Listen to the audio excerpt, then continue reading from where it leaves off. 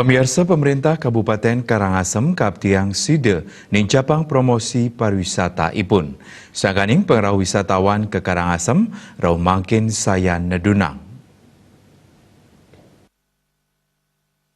Ketua Perhimpunan Hotel dan Restoran Indonesia Karangasem Iwayan Karyasen reksain, selami puniki pemerintah Kabupaten Karangasem kekan tenang durung sida becik ngemargiang promosi pariwisata Karangasem.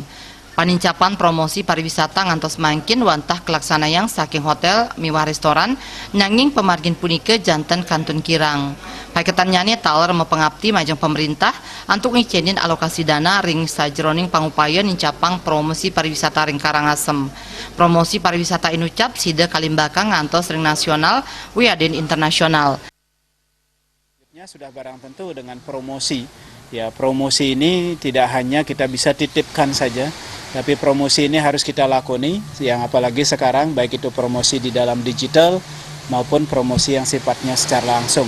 Gitu. Jadi itu harus terus kita ikuti, pemerintah kita dorong untuk mengalokasikan anggaran bahwa Karangasem ini membutuhkan pariwisata ini sebagai ekonomi paling utama ke depan selain Galian C.